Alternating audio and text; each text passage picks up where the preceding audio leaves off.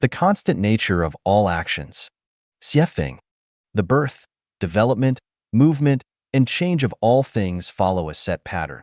Everything unfolds according to the internal laws governing its movement and transformation. The universe is a unified whole, and nothing exists independently beyond this whole.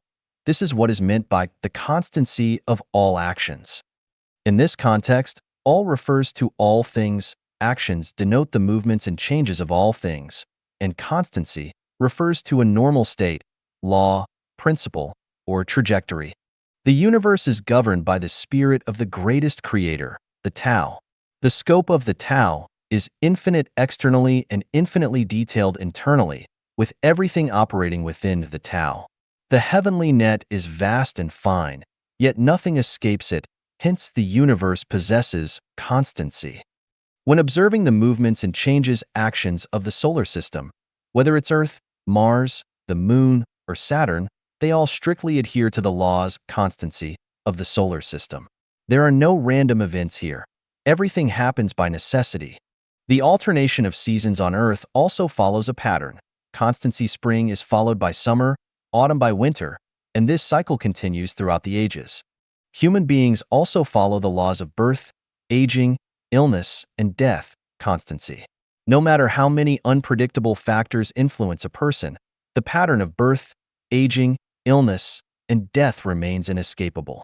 When we superficially observe myriad phenomena, everything may appear random, accidental, unpredictable, and impermanent. However, upon deeper investigation, we discover that everything follows certain laws and patterns, constancy, without exception. For example, any object with mass in the universe interacts with other objects. All objects in the universe attract each other. The gravitational force between two objects is directly proportional to the product of their masses and inversely proportional to the square of the distance between them. An object remains at rest or in uniform motion unless acted upon by an external force. An object subjected to a net external force will accelerate in the direction of that force, with the magnitude of acceleration being directly proportional to the force and inversely proportional to the object's mass. The forces of action and reaction between two objects are equal in magnitude, opposite in direction, and act along the same line.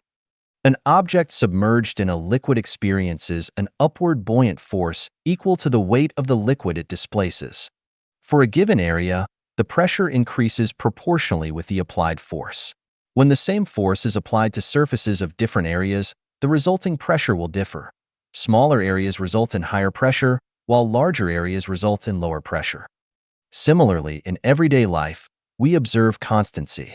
For example, water freezes at temperatures below zero, gasoline and many other flammable substances ignite when exposed to fire, steamed buns take about 15 minutes to cook, and loss of blood leads to death in animals. An overdose of sleeping pills can cause fatality, eating raw onions with honey can lead to severe digestive issues, and prolonged visual strain, lying down, sitting, standing, or walking can respectively harm the blood, qi, muscles, bones, and tendons. Furthermore, excessive frustration can lead to illness. Turning off a power switch disables the device.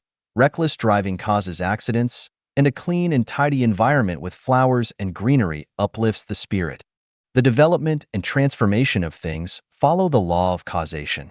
For instance, a great deal of wrongdoing will lead to one's own destruction. Heaven rewards diligence. Humility brings benefits. Arrogance leads to harm. Absolute sincerity can affect even metal and stone. Excessive agitation leads to confusion. Extreme calmness brings clarity. High fame incites jealousy. Excessive favor leads to slander. Excessive joy leads to sorrow. Unbridled desires lead to disaster. Constant dripping wears away the stone. Fruits ripen and fall off the stem. Sow melons, and you will reap melons. Sow beans, and you will reap beans. A virtuous wife reduces misfortunes. A filial son eases his father's heart. Comfort and plenty lead to indulgence. Hunger and cold stir up theft. To covet the benefits of livestock and poultry is to invite the loss of one's nature. To take advantage of human affairs brings the loss of heavenly principles. Excessive enjoyment brings about disaster. Unusual behavior signals misfortune.